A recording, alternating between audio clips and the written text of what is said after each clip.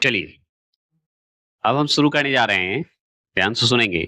9 to 10 का जो है बुक एसएसटी, जिसमें इतिहास, ज्योग्राफी और आपका पॉलिटी, अर्थशास्त्र सभी सम्मिलित होंगे। और इसमें जो है एसएसटी में जो आएँगे, ये 9 टू 10 वाले के लिए स्पेशली है। साइंस का मैं 9 टू 10 डाल चुका हूँ। 3 टू 5 का जो पीआरटी के लिए तैयारी करते हैं, उनका भी वीडियो डाल चुका हूँ। अभी तक कोई देखे नहीं है, देख लीजिएगा, अगर नोटिफ़िकेशन नहीं गया है। और याद रखेंगे, एसएसटी का 6 टू 8 का मैंने भी छोटे-छोटे पार्ट में वीडियो का प्लेलिस्ट बना चुका हूँ। अब हम चल रहे हैं कक्षा 9 का इतिहास की चलेंगे, फिर ज्योग्राफी के चलेंगे, इसी तरह 3 पार्ट में लाएँगे, 4 पार्ट में जितने सब्जेक्ट हैं, फिर उसे बाद में सम्मिलित करेंगे। लेकिन अभी हम चल रहे हैं कक्षा 9 का इतिहास की दुनिया चलेंगे, इसी तरह कक्षा 10 का भी चलेंगे, लेकिन अलग-अलग पार्ट में चलेंगे। तो कक्षा 9 का चलेंगे इतिहास की दुनिया, जिसमें पहला अध्याय है भौगोलिक खोज की बात करेंगे। और सारे अध्याय एक ही में रहेंगे, 9 कक्षा के जितने भी चैप्टर हैं एक ही वीडियो में रहेंगे। और यहाँ तक कि हो सकता है 10 का भी सम्मिलित कर दूँ। तो चलिए, जैसा समय रहता है उस हिसाब से करूँगा। बहुत सारे और भी काम रहते हैं। पहला है मार्को पोलो कहाँ का यात्री था? बताइए। बताएँगे मार्को पोलो कहाँ का यात्री था? कमेंट करेंगे। जवाब दीजिए, मार्को पोलो कहाँ का यात्री था? कमेंट करेंगे एकदम प्लीज़, हम चाहते हैं। तो आप जानते होंगे, इटली का नाम सुने हैं? अवश्य सुने होंगे, है ना? मार्को पोलो जो है आपको पुर्तगाल का था, याद रखिएगा। देखिए, यहाँ पे ऑप्शन ही गलत है। क्यों गलत है बता देते हैं, काहे कि हमें भी लगा कि इटली का है और दिया हुआ ऑप्शन में है ही नहीं। तो है नहीं मतलब कि सच में नहीं दिया है। यहाँ पे अगर पुर्तगाल दिया हुआ है किरण प्रकाशन बुक से, और यही गलती क्या है, यहाँ पे इटली देता है। इटली का वेनिस में इसका संबंध है, वहाँ का यात्री था मार्को पोलो। ठीक है? तो याद रखिएगा, इटली का था, पुर्तगाल का भी नहीं था, चीन का भी नहीं था, फ्रांस का भी नहीं था, डेनमार्क का भी नहीं था। ये ध्यान रखिएगा, ऑप्शन ही गलत दिया था। यही चीज़ मैं बताना चाहता हूँ, किरण प्रकाशन का थोड़ा-सा जो है क्वेश्चन उच्चारण में थोड़ा गलती करता है, लेकिन और सबके लिए बेस्ट है। एनसीईआरटी ही तह देगा, इससे ज़्यादा नहीं देता ये। यूरोपवासी ने जो है कंपास का ज्ञान किससे सीखा? बताइए। बताएँगे यूरोपवासी जो थे कंपास का ज्ञान किससे सीखे? फ्रांसीसी से सीखे, अफ्रीका से सीखे, अरबों से सीखे कि डच से सीखे? किससे सीखे? बताइए। तो हम इस हिसाब से अगर देखेंगे, तो तीसरा प्रश्न हमको अच्छा लगता है, अरब से सीखे। तो अरबों से सीखे हैं, जो कि तीसरा प्रश्न इसका सही है। चलिए तीसरे प्रश्न की बात करते हैं। तीसरा प्रश्न क्या है? तीसरा प्रश्न है, भारत में फ्रांसीसी का आगमन कब हुआ था? बताइए। तो भारत में फ्रांसीसी का जो आगमन हुआ था, इस ऑप्शन के हिसाब से आपको जवाब देना है। जवाब दीजिए। तो हम बताएँगे कि यहाँ पे ऑप्शन देखिए, इसमें भी ऑप्शन नहीं दिया। अब हम क्या कर सकते हैं बताइए? तो याद रखिएगा कि भारत में फ्रांसीसी का आगमन मुख्य रूप से अगर देखा जाए, तो हुआ था 1667 में हुआ था, याद रखिएगा। भारत आने वाला अंतिम यूरोपी था, याद रखेंगे, ये भी मान के चलिए।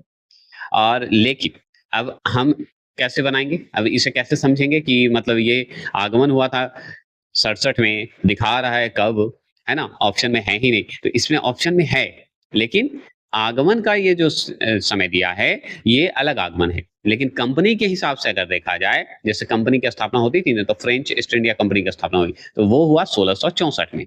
तो 1664 इसका आंसर हो जाएगा। यहीं पे कन्फ्यूजन होता है, ठीक है? ध्यान रखिएगा। पहला अभियान जो रहने वाला कहिए, तो वो हुआ था 1667 में। चलिए, ठीक है? फैक्ट्री भी अलग टाइम में खुला था। आगे चलेंगे चौथे प्रश्न। बहुत इतिहास लंबा है, लेकिन हमें अभी मॉक टेस्ट करवा रहा हूँ। विश्व का चक्कर किस यात्री ने सर्वप्रथम लगाया? बताइए, विश्व का चक्कर जो है किस यात्री ने सर्वप्रथम लगाया? बताएँगे इस ऑप्शन के हिसाब से, क्या वास्को डी गामा लगाया, मार्को पोलो ने लगाया, मैगलन ने लगाया या कैप्टन कुक ने लगाया था? किसने लगाया था? बता दीजिए। तो इस हिसाब से अगर देखा जाए, तो हम बताएँगे भाई मैगलन का नाम आता है, मैगलन ही है। मैगलन को 2 ढंग से लिखा जाता है, एक पूरा ग लिखा जाता है मैगलन, ठीक है? और आधा ग भी, चाहे मैगलन भी लिखते हैं। 5वां प्रश्न। 5वां प्रश्न है, रेड इंडियन कहाँ के निवासी थे? न्यूजीलैंड, अफ्रीका, ऑस्ट्रेलिया या अमेरिका के थे? कहाँ के थे? रेड इंडियन कहाँ के निवासी थे? बताएँगे? तो इसके हिसाब से तो हम अमेरिका को बोलेंगे, क्योंकि व्हाइट कलर रेड कलर के थे, अमेरिका के मूल निवासी थे। तो रेड इंडियन अमेरिका, मतलब इंडियन ही हैं सब लोग।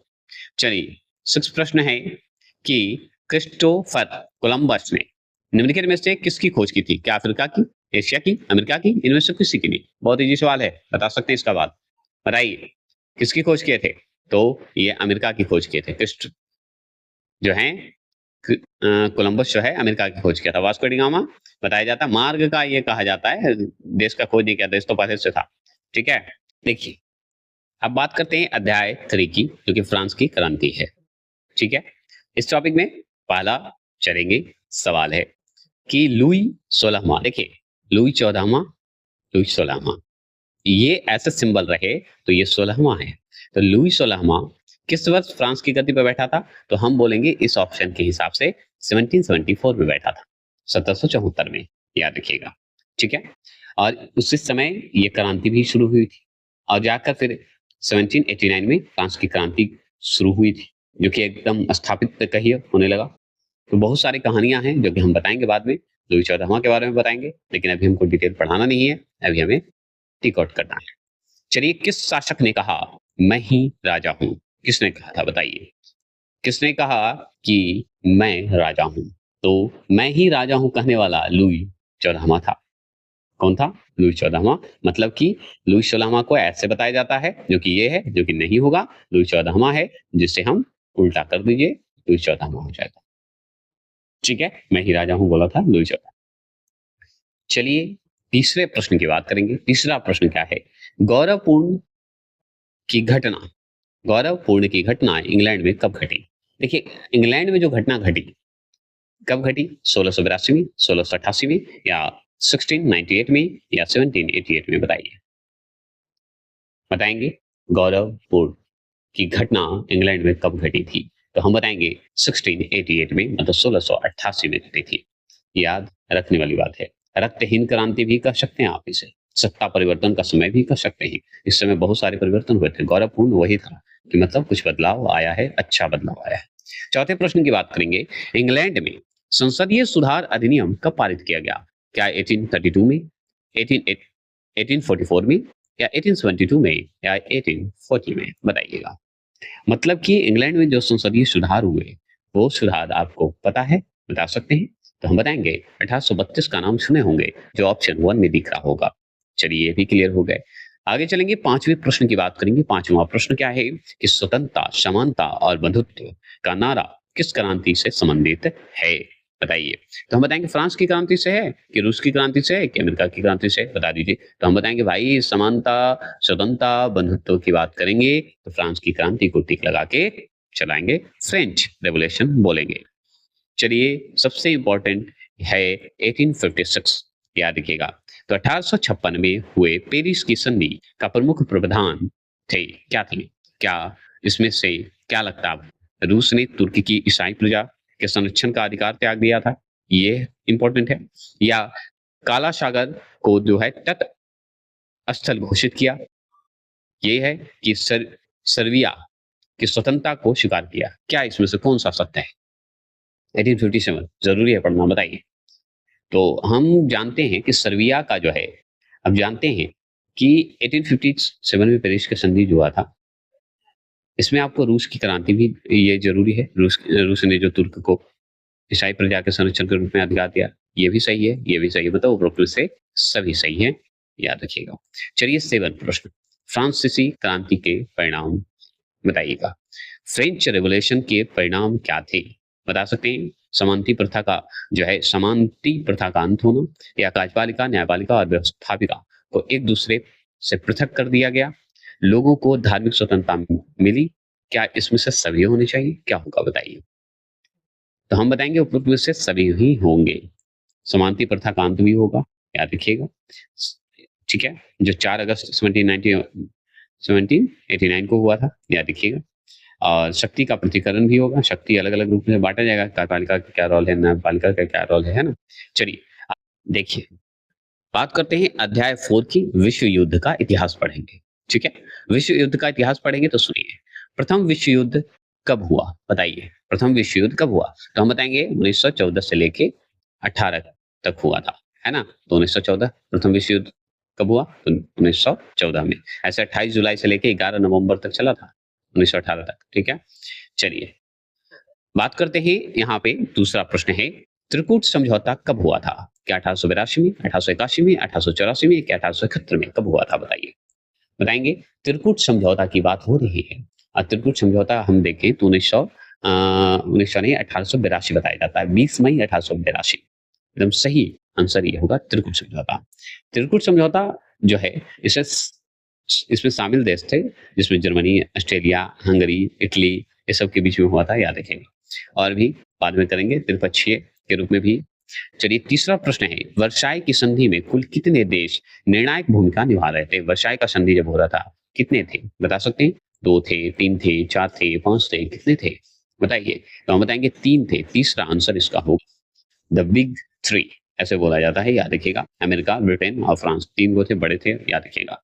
ऐसे बहुत सारे और भी थे, बिग में 3 बड़े थे, याद रखना है। चौथा प्रश्न है, किस वर्ष विश्वव्यापी आर्थिक मंदी आई थी? बताइएगा, किस वर्ष विश्वव्यापी आर्थिक मंदी आया था भाई? बताइएगा, चौथे प्रश्न का जवाब देंगे तो ये है 1929 में। 1929 में आए थे, याद रखिएगा, 1929 में। पांचवा प्रश्न क्या है बता दीजिए। पांचवा प्रश्न है, पर्ल हार्बर कहाँ स्थित है? बताइए, पर्ल हार्बर कहाँ स्थित है? बता सकते हैं? फ्रांस में, ब्रिटेन में, इटली में, अमेरिका में, कहाँ है बताइए? फटाफट जवाब देंगे तो इसका आंसर का जवाब आपके पास 4 होगा, अमेरिका। ठीक है, ये सब चीज अमेरिका में आपको मिल जाएगा। चलिए 5वें अध्याय की बात करें, जिसमें हम पढ़ेंगे नाजीवाद। क्या पढ़ेंगे? नाजीवाद।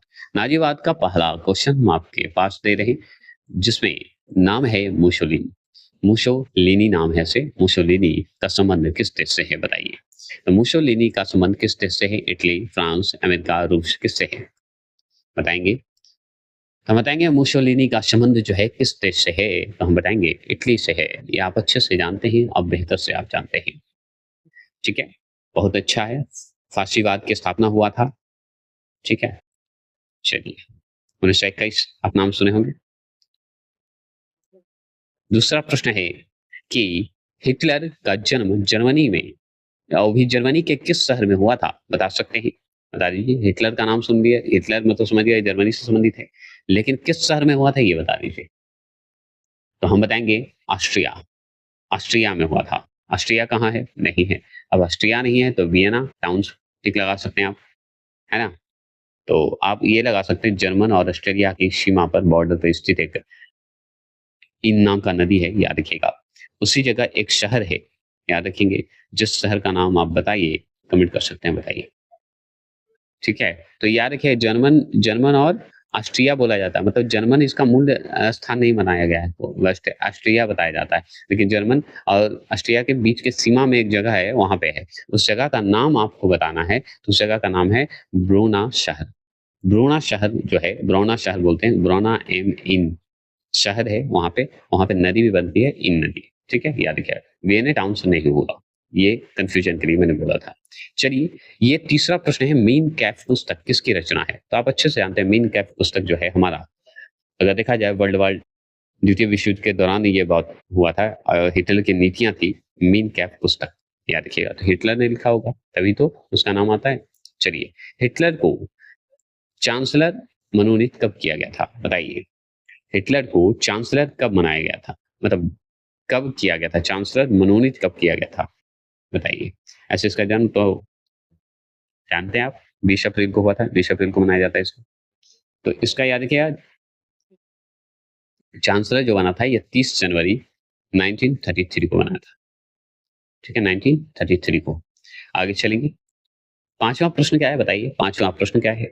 पांचवा प्रश्न है, जर्मनी की मुद्रा का क्या नाम था बताइए? जर्मनी की मुद्रा का क्या नाम था बताएंगे? तो जर्मनी की मुद्रा का नाम अगर अभी देखा जाए, और यूरो के नाम से ऐसे जानते हैं, 2002 के हिसाब से यूरो बताएंगे, लेकिन पहले के मुताबिक अगर देखा जाए, प्रथम विश्व युद्ध के समय देखा जाए, तो आप गोल्ड मार्क बता सकते हैं, है ना? इसमें ऑप्शन ही नहीं है कुछ। अब बताइए हम क्या आंसर लगाएंगे? बताइए। तो हम पाउंड लगा देंगे, दूसरा आंसर लगा देंगे पाउंड।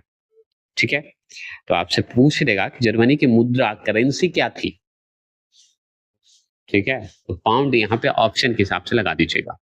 ऐसे याद रखिएगा कि अगर हम जर्मनी का पूर्वी जर्मन की बात करेंगे, या कहीं भी जर्मन की बात होगी, तो पाउंड छोड़कर हम मार्क लगा देंगे। मार्क भी है, ठीक है, तो पाउंड को हटा दिए, पाउंड मत ऑप्शन में लगाइएगा, पाउंड बाद में जब मार्क नहीं ऑप्शन में रहेगा तब तो मार्क लगाइएगा। ठीक है, तो ये 1990 में जर्मनी का जो जब हुआ था ना, तो करेंसी का ये 1990 में अंत हो गया था, एक तरह से मार्क का हट गया था। अब तो क्या आ गया बताइए, कमेंट कर सकते हैं आप। यूरो आ गया है, लेकिन अभी आप इसे मार्क बोल सकते हैं। अब समाप्त हो गया मार्क, याद रखिएगा। ये इस पे टाइम देना ज़रूरी था इसलिए मैंने दे दिया। देखिए, अध्याय 6 की बात करेंगे, वन्य समाज और उपनिवेशवाद, ठीक है? अध्याय 6 है वन्य समाज और उपनिवेशवाद। उपनि उपनिवेशवाद बोलते हैं हम, ऐसे अपने ढंग से बोल दिए। भारत की सबसे बड़ी जनजाति कौन-सी है? बताइए। अब हमारे भारत की सबसे बड़ी जनजाति अगर पूछ रहा है तो आप क्या कमेंट कीजिएगा, बताइए? बताएँगे? हम जानना चाहते हैं, तो अगर हम अपने हिसाब से अगर देखना चाहते हैं तो हम अपना क्या लगा देंगे? भील को लगा देंगे। लेकिन आपको क्या लगता है? एनसीईआरटी के तहत क्या लगता है? तो गोंडे जनजाति, है ना? बताइए। 1 मिनट भी जाइए। देखिए, भारत की सबसे बड़ी जनजाति की अगर बात करें 2011 की जनगणना के अनुसार ही हम चलेंगे, तो हम बताएँगे जो भील, ठीक है? भील जो है सबसे बड़ी जनजाति है, याद रखेंगे 1.7 करोड़ बताया जाता है और गुजरात, मध्य प्रदेश, राजस्थान और महाराष्ट्र का इसका निवास स्थान है। और गोंड जो है हमारा दूसरा सबसे बड़ा जनजाति है 1.3 करोड़, ऐसे बता दीजिएगा, ठीक है? चलिए, अगर मान लीजिए दूसरे प्रश्न की बात करेंगे। देखिए, यहाँ सवाल है दूसरा कि भारतीय वन अधिनियम कब पारित किया गया? बताइएगा। तो भारतीय वन अधिनियम कब पारित किया गया अगर आपसे पूछ रहा है, तो हम बताएँगे 1864 में हुआ था कि 1875 में? नहीं, 1865 में हुआ था। मतलब कि 1875 में नहीं हुआ था, 1865 में हुआ था, 1900 मतलब 1865 में, सॉरी 1865 में। चलिए, और दूसरा अगर पूछेगा अधिनियम तो बताइएगा 1878 में, ठीक है? याद रखिए। तमार विद्रोह कब हुआ था? बताइए। तमार विद्रोह कब हुआ था? बता सकते हैं? तमार विद्रोह, ऑप्शन आपके स्क्रीन पर है, बताएँगे और जवाब दीजिएगा तमार विद्रोह। ज़्यादा अध्याय नहीं है ये, 8 अध्याय तक है ये, फिर कक्षा 10 का शुरू हो जाएगा इतिहास की दुनिया, याद रखिएगा। 1882 आंसर देता है। 1882 तो आंसर नहीं देना चाहिए, यहाँ पे तो गलत है, यहाँ पे ऑप्शन ही गलत है। तमार विद्रोह जो है, जिसे तमाड़ बोलते हैं, तमार को तमाड़ भी बोला जाता है, याद रखिएगा। अब इस विद्रोह में बहुत कन्फ्यूजन है, क्या कन्फ्यूजन है बता देते हैं। देखिए, दिए हुए क्या है कि 1782 से लेके 1782 मतलब 82 तक, मतलब वहां से लेके 1820 ईस्वी तक ये तमार विद्रोह हुआ था। इसका भी पहला चरण और दूसरा चरण में बटा था, ठीक है? अब इस ऑप्शन के हिसाब से आपको ध्यान रखना होगा कि अगर और चरण में तमार विद्रोह की बात करें और झारखंड से संबंधित छोटी क्षेत्र से संबंधित था, तो इसका इस ऑप्शन में तो 82 नहीं है। तो हम और भी बताते हैं कि और अन्य चरण में देखें तो यह विद्रोह जो है 1789 से में भी डेट बताया जाता है, 1794, 95, 1807 और 1820 बताया जाता है। तो याद रखिएगा, ये अगर ऑप्शन 1 है तो फिर आपको कोई सोचना ही नहीं, 1789 में भी तमार विद्रोह हुआ था। क्लियर हो गया? उसी तरह आपका जो है ये सब जनजातीय विद्रोह का बात करता है, ठीक है? अगर बात करते हैं कंध विद्रोह किस राज्य से संबंधित है, तो कंध विद्रोह का संबंध आप बताना है, पूछ रहा है आपसे, तो क्या बताइएगा? हम जानना चाहेंगे। तो कंध विद्रोह जो है उड़ीसा से संबंधित है। कंध और कंध एक ही है, याद रखिएगा, द भी लग जाता है। और इसका समय अवधि अगर बताया जाता है तो 1837 1837 से लेकर 1856 ईस्वी के बीच इसको बताया जाता है समय का। बिरसा मुंडा बहुत इंपॉर्टेंट है, बिरसा मुंडा का सवाल। बिरसा मुंडा का जन्म जो है झारखंड के किस गांव में हुआ था? आप अच्छे से जानते हैं उनके बारे में। हम बताएंगे कि उलीहातू, उलीहातू बोलिए, तो उलीहातू में हुआ था इनका। क्या ये बात सत्य है? तो याद रखिएगा, उलीहातू ही है जहां पर बिरसा मुंडा का जन्म हुआ था, झारखंड में। खुट्टी जिला बताया जाता है। चलिए अध्याय 7 की बात करेंगे। अध्याय 7 में है शांति के प्रयास। शांति के प्रयास किए गए थे, अध्याय 7 के अनुसार हम पढ़ेंगे क्या है। शांति के प्रयास के लिए क्या आया? संयुक्त राष्ट्र के कितने अंग हैं? बताइए, संयुक्त राष्ट्र के कितने अंग हैं, बता दीजिए। तो देखिए, संयुक्त राष्ट्र की अगर स्थापना पूछता है ना, अंग पूछेगा, ये सवाल पूछता है, तो संयुक्त राष्ट्र जिसे हम यूएन यूएन बोलते हैं, जिसे यूनाइटेड नेशन बोलते हैं, इसके 6 ऑर्गन हैं, 6 अंग हैं, याद रखिएगा। जिसमें पहला है महासभा, दूसरा है सुरक्षा परिषद, तीसरा है आर्थिक सामाजिक परिषद, न्याय परिषद 4 और 5वां है अंतर्राष्ट्रीय न्यायालय, जिसे हम सीजे बोलते हैं, आईसीजे बोलते हैं, और छठा है सचिवालय, याद रखिएगा। इसकी स्थापना की बात करेंगे तो हम बताएंगे 1945 में, मतलब 1945 में बता देंगे। और इसका मुख्यालय अगर आपसे पूछे तो आप कमेंट कर सकते हैं, कहाँ है? प्लीज कमेंट करिए, ये आपको कमेंट करना है। मुख्यालय बहुत आसान जगह पे है, आप जानते होंगे। दूसरा प्रश्न क्या है कि अंतर्राष्ट्रीय श्रम संगठन का मुख्यालय कहाँ है? श्रम संगठन मतलब मजदूर वाला, याद रखिए। तो अंतर्राष्ट्रीय श्रम संगठन का मुख्यालय कहाँ है बताएंगे? क्या जिनेवा में है, या ओक्स में है, फ्रांस में है, इटली में है? तो हम जानते हैं स्विट्जरलैंड, जिनेवा, जिसे हम ILO शॉर्ट में बोलते हैं, मतलब इंटरनेशनल मतलब लेबर ऑर्गेनाइजेशन। श्रम मतलब लेबर होता है, याद रखिए। तो ILO का मुख्यालय अगर पूछे जिनेवा के स्विट्जरलैंड में बता देंगे, तो यही है स्विट्जरलैंड, जिनेवा, याद रखिएगा। इसकी स्थापना जो हुआ था अंतर्राष्ट्रीय श्रम संगठन का, याद रखेंगे, 1919 वर्साई की संधि के तहत हुआ था, याद रखिएगा। चलिए अब बात करते हैं तीसरे प्रश्न की। कुवैत का जो कुवैत है, कुवैत को इराकी सेना से कब मुक्त कराया गया था? बताइए, कुवैत को इराक सेना से कब मुक्त करा दिया गया, आजाद करा दिया गया?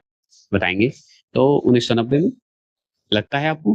क्या लगता है इस चार ऑप्शन में से क्या लगेगा आंसर? तो हम बताएंगे नहीं, 26 फरवरी 1991 को हुआ था, 1991 में बताया जाता है, याद रखिएगा। ठीक है। और आधिकारिक जो तारीख है 28 फरवरी 1991 को मिल गया था, 28 फरवरी। चौथा प्रश्न क्या है?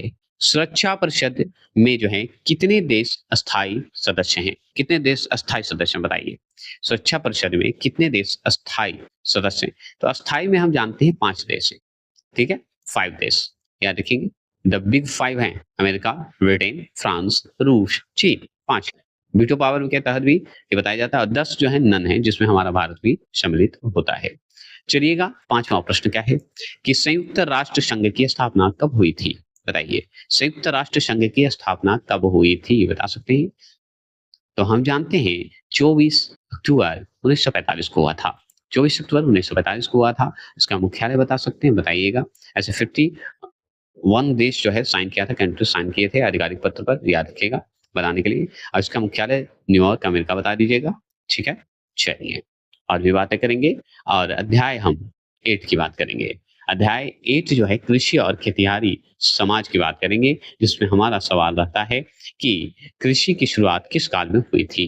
मतलब कृषि का शुरुआत जो है किस काल में हुआ था? पुरापाषाण, नवपाषाण, प्रौद्योगिकी, इतिहास काल या अर्ध ऐतिहासिक काल में हुआ था? बताइए। तो हम बताएंगे नवपाषाण, नया नया हुआ था जब कृषि शुरू हुआ है, तो नए लगे तो नवपाषाण काल बता दीजिएगा। एज बोल सकते हैं, न्यू है ना, न्यू लिथिक बोलते हैं, तो न्यू, याद रखिएगा, एज बोलते हैं उसको, थोड़ा बोलने में हमें। चलिए आगे चलेंगे। निम्न में से रेशेदार फसलें कौन सी है? बताइए। तो निम्न में से रेशेदार फसलें जो हैं कौन कौन है? क्या कपास, जूट, लट्ठा, जौ, ये सब रेशेदार फल में आते हैं? इसमें से कौन रेशेदार फल में आते हैं? तो देखिए, रेशेदार फल की अगर हम बात करें तो कपास, जूट और आपका सन, जिसे पटसन बोलते हैं, है ना?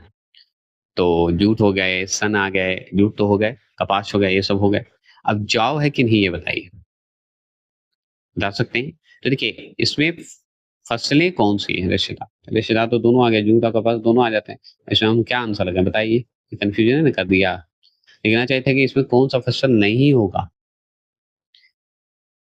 ठीक है, तो यहाँ पे देखिए कपास को भी सम्मिलित करते हैं और जूट को, लेकिन अगर मान लीजिए जूट है तब कपास को सेकंड नंबर पे रखिएगा, ठीक है, याद रखिएगा।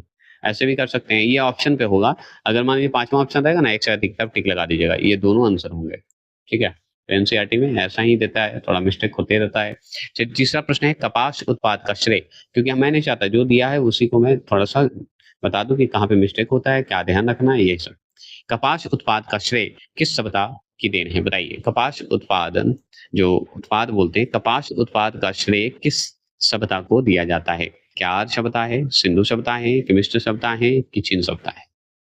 तो देखिए, सिंधु घाटी सभ्यता का नाम आता है इसमें कि कपास के लिए। ठीक है, सिंधु घाटी सभ्यता, ये इंपॉर्टेंट है। चलिए, रवि फसल की बुआई कब की जाती है बताइए? रवि फसल की बुआई कब की जाती है, मतलब कब करते हैं, ये पूछ रहा आपसे, बताइएगा। तो रबी फसल की बुआई अगर बात करेंगे ना, तो हमको अक्टूबर और नवंबर याद करते हैं। क्या करते हैं? अक्टूबर और नवंबर याद करेंगे। ठीक है, और धान जो है किस जलवायु की फसल है, बता सकते हैं? बताइए। तो धान हमारा जो है, ये हमारा उष्णाद्र है। उष्णाद्र मतलब होता है समर, गर्मी। इसमें आप समर को भी रख सकते हैं और ह्यूमिडिटी को रख सकते हैं, मतलब गर्मी ठंडा दोनों। गर्मी में लगाइए, मतलब बरसात के समय लगाइए और जाके ह्यूमिडिटी मतलब ठंडे के समय काट दीजिए। ठंडे के समय काटिएगा तब ना गेहूँ लगाइएगा, है ना? क्लियर हो? चलिए, आगे चलते हैं। ये 9वां जो कक्षा का है खत्म हो गया। अब हम चलेंगे जो कक्षा 10 है इतिहास की दुनिया। ये थोड़ी लंबी वीडियो है तो ध्यान रखिएगा।